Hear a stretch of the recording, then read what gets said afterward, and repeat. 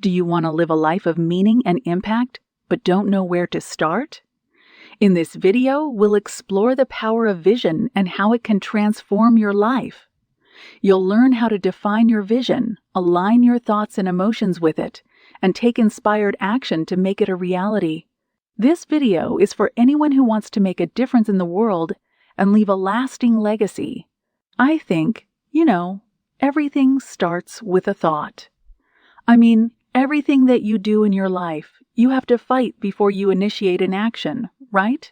So if you believe that your thoughts have something to do with your destiny, like any great leader in history, you understand that the first thing you have to do is decide. Are you going to be defined by a vision of the future, or are you going to live by the memories of the past? So let me give you an example. Most people wake up in the morning and your brain is a record of the past. It's an artifact of everything you've learned and experienced up to this moment. Right. It's like a memory bank. So most people wake up in the morning and start thinking about their problems. And those problems are connected to certain people and things at certain times and places. And the moment they start turning on those circuits, those memories are actually causing them to think about the past. Every single one of those memories has an emotion associated with it, and emotions are the end product of past experiences. So then, the moment they recall the event or some problem in their life, they start feeling unhappy, discouraged, and anxious. Now, thoughts are the language of the brain, and feelings are the language of the body. And how you think and how you feel create your state of being. So we could say that most people's entire state of being when they start their day is in the familiar past. Well, if you live in a familiar past, then it makes sense. You're going to create a predictable future. And so what happens for most people as they get stuck in their biology? So think about this. Your body is your unconscious mind. It doesn't know the difference between an experience in your life that creates an emotion and an ocean and an emotion that you can create by thinking alone. So, if you're living by the same emotion every single day, and those emotions are influencing your thoughts, and you can't think greater than how you feel, or if feelings have become the means of thinking you've used in the past, your lens on the future is going to be colored by the past, so you can't see possibilities. So most people like to wait for a crisis, disease, or diagnosis before they wake up enough to see. The challenge is that biology tends to be redundant. So if you keep thinking the same thoughts and those thoughts begin to fire certain circuits in your brain, the nerve cells that fire together are together. So all of a sudden you start getting hardwired, and those are the thoughts that you can think the easiest. At the same time, those thoughts produce chemicals called emotions, and the next thing you know, your body gets accustomed to living with the same emotions. And it could be guilt, unhappiness, or pain. At least you can predict it. So some people would rather cling to the familiar than take a chance on possibility.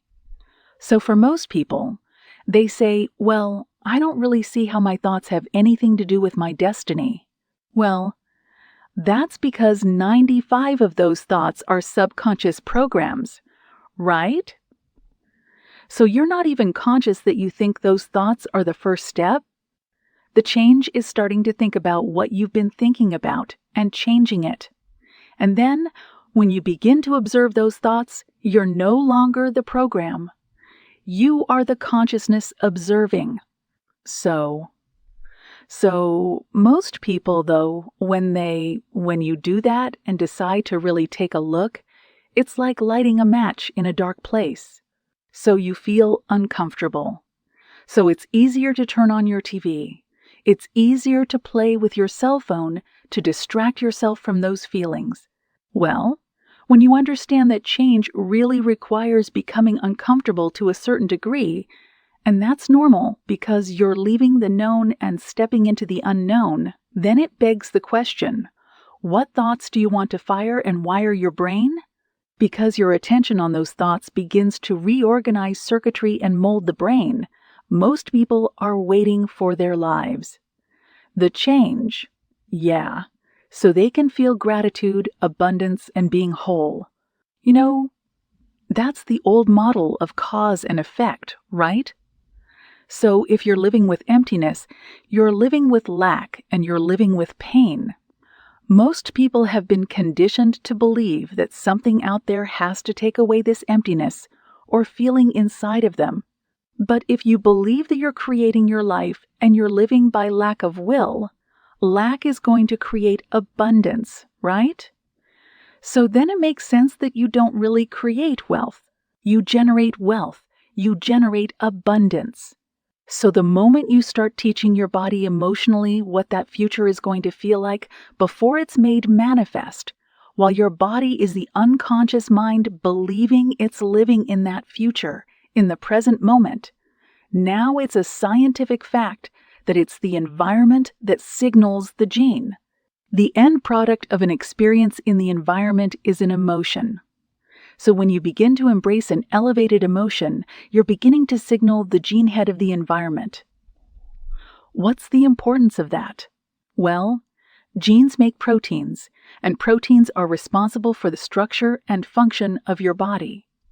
And the expression of proteins is the expression of life. So by creating an elevated emotion and teaching your body what that future will feel like before it's made manifest, your body's starting to live in that future reality in the present moment. Now here's the key.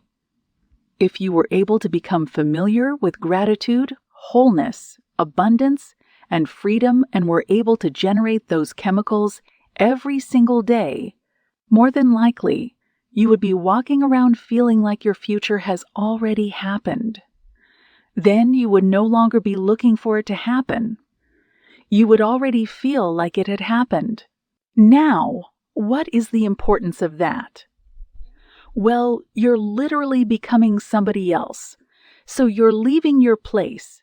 You're leaving your guilt and your emptiness behind your personality, literally, which is made up of how you think, how you act, and how you feel.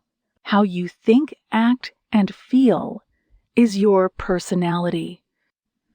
And your personality is intimately connected to your personal reality. Your life. So if you want to change your life and your personal reality, you've got to change your personality. And here we go again. You've got to start becoming conscious of your unconscious thoughts. You've got to start noticing how you act and speak. You've got to pay attention to how you're feeling. Some people live in guilt their whole lives and don't even know it's guilt because at least it feels like it. So then, when you start doing that, you begin to objectify your subjective self. So then when you begin to make small changes, a new thought should lead to a new choice. A new choice should lead to a new behavior. A new behavior should create a new experience, and a new experience should create a new emotion. And that new emotion is teaching your body chemically to understand what your mind is intellectually understanding. Now your body is embodying the truth, right? So then the new emotion should inspire new thoughts. And that's called evolution. So how do we get stuck? It's really simple. The stronger the emotion you feel from some event in your life, be it a betrayal, a trauma, or whatever, the more altered you feel inside of you, and the more you pay attention to the cause outside of you. So the brain takes a snapshot, freezes an image, and stores that pattern neurologically in the brain. That's called memory. So we create long-term memories from strong emotional events. So some people have a strong experience in their life that catches all of the brain's attention. So now they think neurologically within the circuits of the past experience, and they feel chemically within the boundaries of those emotions. And so how you think and how you feel create a state of being. Now here's the problem. If you don't know how to mediate or control your emotional reaction to that event, and you keep that refractory period of chemicals going for extended periods of time, the event produces a chemical change, and the body needs to return to homeostasis or balance. But if it can't, then the elongation of that emotional reaction for weeks, say for days or weeks, is called the mood. And you say, "And what's wrong with you?" "I'm in a mood." "Why are you in a mood?" "Well, this thing happened to me 5 days ago, and I'm having one long emotional reaction." So then what you do is keep telling the story about it, keep firing and worrying about the same circuits, and keep conditioning the body into the past.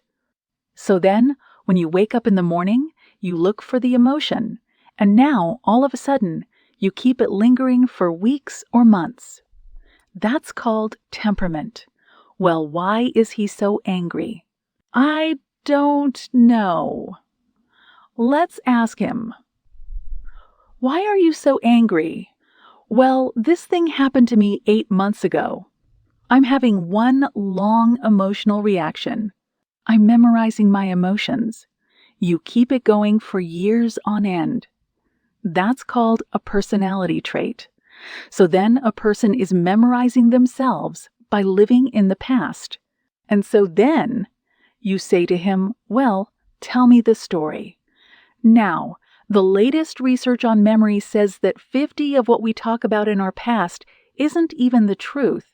So we make stuff up about the past. In other words, people are reliving a life that they didn't even have just to reaffirm that they can't change. Right? So then, what's the significance of this? Where you place your attention is where you place your energy. Period. Yes. So then, the stronger the emotion that you have for the same problem, condition, or person in your life, the more you're paying attention to them. So they captured your attention.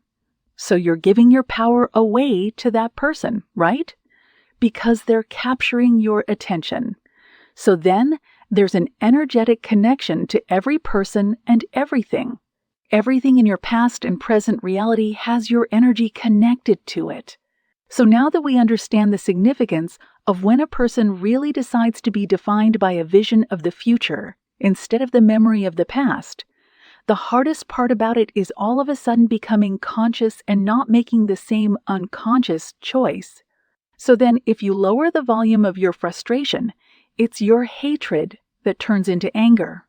If you truly knew how to do that, if you lowered the volume of that emotion, you would take your attention off that person, which means you would begin to break those energetic bonds, and now you're taking your power back.